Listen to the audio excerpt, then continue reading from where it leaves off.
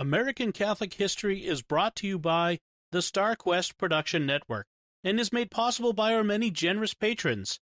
If you'd like to support the podcast, please visit sqpn.com/give.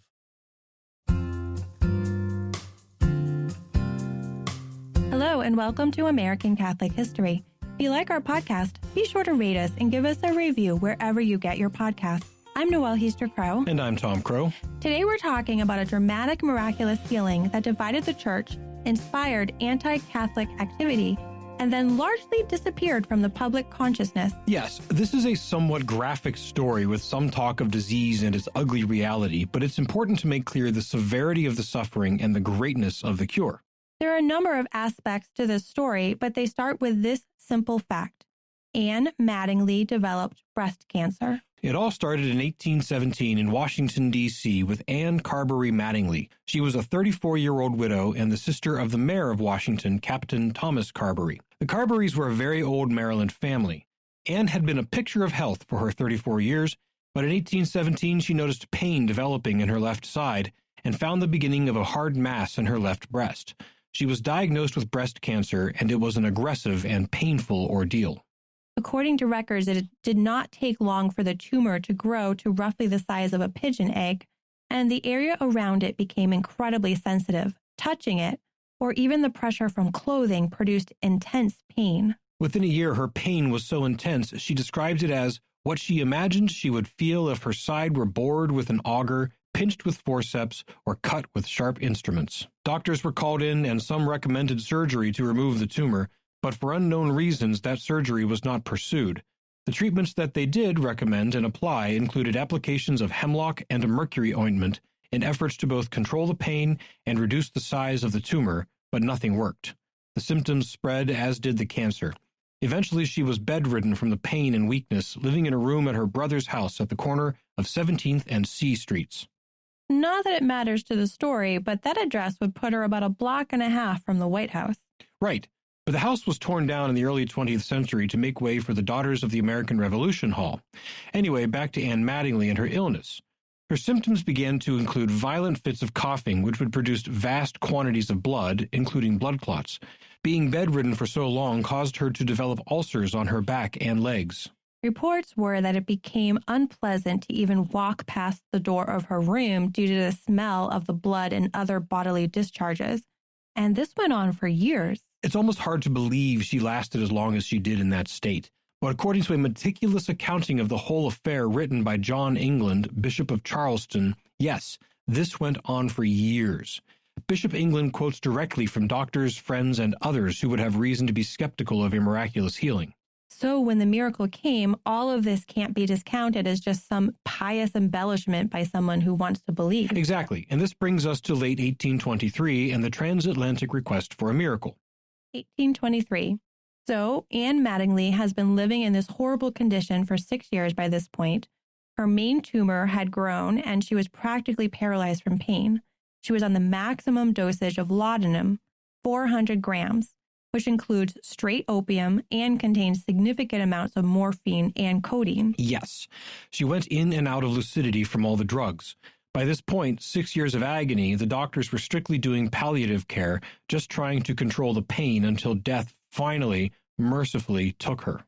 But death didn't scare Anne Mattingly. According to Bishop England's reports, through her trial, Anne exercised a Christian fortitude and practiced a habitual piety and resignation, truly edifying and consolatory to her relatives and friends. She saw death as a passage to finally be at peace with our Lord. Man, I have no doubt that I'd be ready for death after 6 years of agony. I just don't know if I'd be that at peace with the suffering. That is some serious trust in God's loving providence. And her piety and faith clearly made an impression on some Jesuits who decided that she deserved an extraordinary effort for healing. Right. 2 Jesuits in particular. One was Stephen Dubuisson, the assistant pastor at St. Patrick's Parish in Washington, one of the oldest Catholic churches in the city. The other is an old friend of ours, Anthony Coleman. Yes, Father Coleman figured in our second episode because a decade earlier he had won a court case in New York City in defense of the seal of confession. Now, in 1823, he was the superior of the Jesuits at White Marsh in Prince George's County, Maryland. Yes, we said back in episode 2 that his name would come up again because this is one of the stories I knew we'd be telling, and there is a third which we may do that he figures into, so keep listening. Anyhow, so Father Anthony Coleman had become acquaintances with Anne Mattingly when he was rector of the seminary in Washington, so her many-year agony became known to him. These two Jesuits both knew Anne Mattingly, and they also knew about someone else, a miracle-working priest over in present-day Germany, Prince Alexander Leopold Hohenlohe Waldenburg Schillingsfürst. We'll call him Prince Alexander for brevity's sake. Prince Alexander had established a bit of a cult following in the early 1820s after a number of miraculous cures came about through his prayers. Right, and many priests, including Maryland Jesuits, wrote to him seeking favors for their parishioners. One of those was Father de Buisson. In 1823, Father Coleman asked Father de Buisson to write to Prince Alexander on behalf of Anne Mattingly, but Father de Buisson didn't do so until January 1824.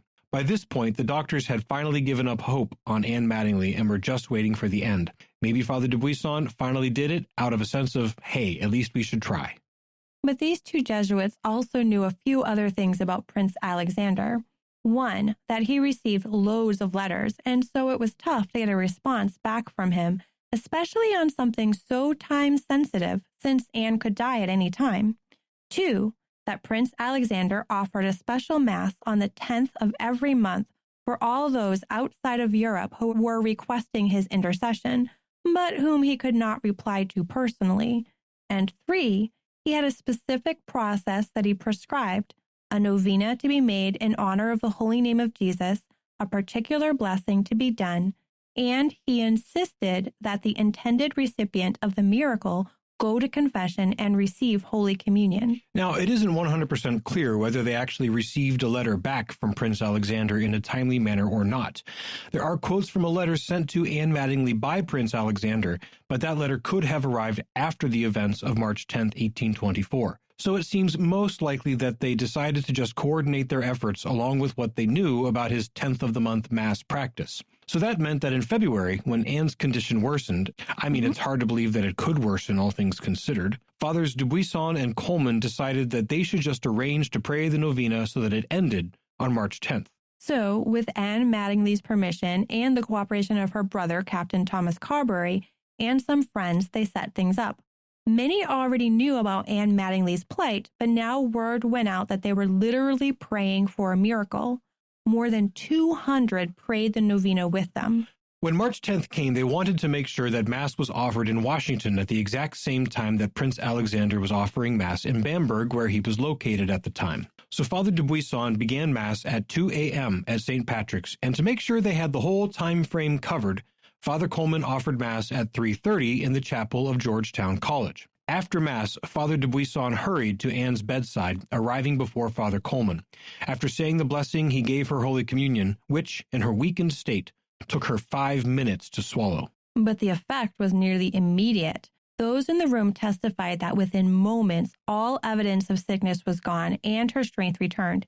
She sat up and she said, "Lord Jesus, what have I done to deserve so great a favor?" The ulcers on her back were gone, the pain and the tumor were gone, the weakness and the violent hacking were gone. She was a healed woman, miraculously, and she would go on to live another 31 years.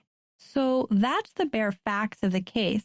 But the story naturally doesn't end there. As we said at the outset, this divided the church and contributed to a rise in anti-Catholic attitudes and activity. Right. So Fathers Coleman and de Buisson were ecstatic and grateful and overjoyed by the stunning miracle, and they went about telling people about it and preaching about it and spreading the word. Father Coleman had the bell rung at Georgetown College, and the community prayed a solemn Te Deum in thanksgiving for the miracle. Thousands came to see Anne Mattingly, the woman who should have died from cancer.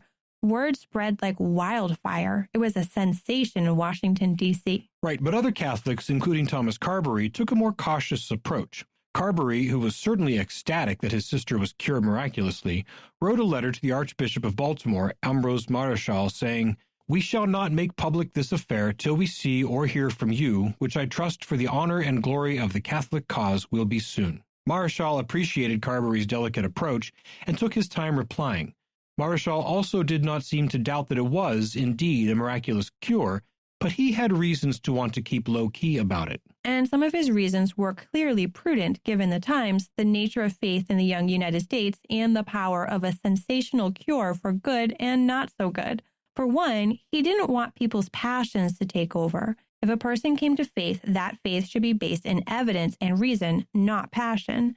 And the sensation that followed the miracle really did get many people's passions up. Yes, miracles are attention-getting, but miracles of this nature are, first and foremost, a private matter. The church may later determine that a miracle has wider implications, but that is only after a long and deliberative process. For instance, a miracle that is directly attributed to a person who is up for sainthood is meticulously and exhaustively investigated to see if there is any other explanation. If there is not, and it can be demonstrated that the miracle was obtained through the intercession of the person in question, then the miracle is publicized by the church as something to be held as miraculous. If it is not, and it can be demonstrated that the miracle was obtained through the intercession of the person in question, then the miracle is publicized by the church as something to be held as miraculous and credited to the deceased person as evidence of their being in heaven. But not all miracles are given this scrutiny, nor need they be. In the case of Anne Mattingly, the miracle was obtained through the intercession of a man still very much alive and around whom there was controversy, so it was not a matter of investigating the miracle for a canonization. In fact, before the miraculous cure, when Archbishop Marischal was made aware that the two Jesuit fathers were petitioning Prince Alexander for the miraculous cure, he expressed his reservations to them. He wrote, "I have certainly no objection to you performing the acts of devotion prescribed by Prince Hohenlohe. I myself on the 10th will join you in my prayers, but let no noise be made about it, lest impious men from thence should take an occasion of ridiculing or blaspheming our holy religion." So the Catholic authorities were less inclined to rush to declare it a verified miracle. This concern was echoed by the pastor of St. Patrick's. He issued a statement saying that the matter was under investigation, but the church had no official position on whether or not a miracle had taken place just yet. That caution was tough to maintain, however, as Fathers Coleman and de Buisson, who had witnessed the healing, were unceasing in their exuberance. They even had announced that they were redoubling their efforts to secure miracles for 3 other cases they had written to Prince Alexander about. Archbishop Marischal's concern was that should these later attempts at miracles gain an audience, but not actually result in miracles, that could cast doubt in the public mind about whether the Mattingly miracle truly was a miracle. Right, because God grants miraculous healings for his reasons, according to his providence, not just because the people involved said or did the right thing, like some sort of magic trick. Exactly. And Archbishop Marischal was careful in his approach to investigating the miracle. He asked for testimony from all involved and asked specifically if testimony could be obtained from some witnesses who would have reasons to be skeptical, including Protestants. He took his time and eventually did publish a pamphlet of his findings, but while he never denied the miraculous nature of the healing, he clearly was not satisfied with the evidence in an official capacity, so in the pamphlet he avoided calling the event a miracle, preferring instead to let people judge the facts as available for themselves. His discretion may have been prudent in some ways, but it didn't prevent anti-Catholics from using it as a reason to bash Catholics even more. No, one newspaper's headline read simply, "Humbug."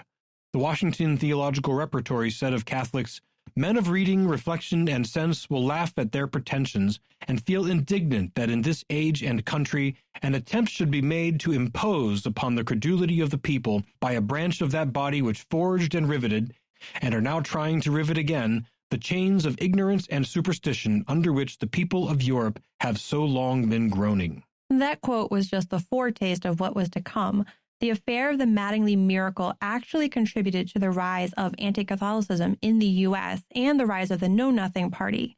What Marischal feared would happen if the miracle was publicized too widely did, in fact, eventually come to pass, despite his efforts to rein in the exuberance. Yes, many Protestants were suspicious of Catholics, thinking that since Catholics were beholden to the Pope, they must not be able to be good Americans.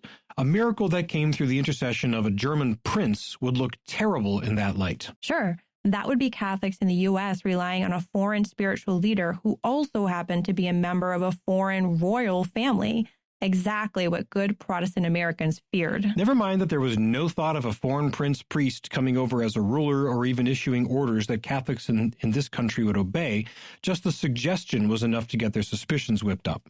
And their suspicions did get whipped up. In the decades that followed, anti-Catholicism grew into a political position, eventually leading to the establishment of the American Party, known better as the Know Nothings. We already talked about Father John Baptist, S.J., who was tarred and feathered by Know Nothings in Maine in 1854. Listen to episode 51 for that story. But organized anti-Catholic mobs also would burn down the Ursuline convent outside of Boston in 1834, torch churches in Philadelphia and elsewhere, start riots in Louisville to prevent the Catholics from voting, and caused lots of other mayhem around the country before the Civil War.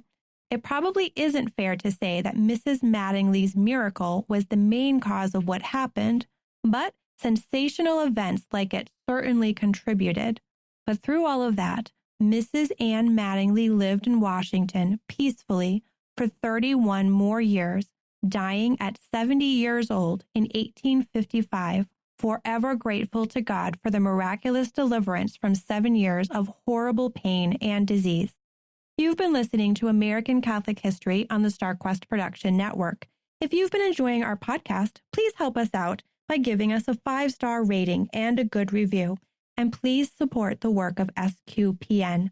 Your support at sqpn.com/give helps make sure American Catholic History and all the StarQuest podcasts remain available. To learn more about Mrs. Mattingly's miracle, to find previous episodes, and to send feedback, please visit sqpn.com/history.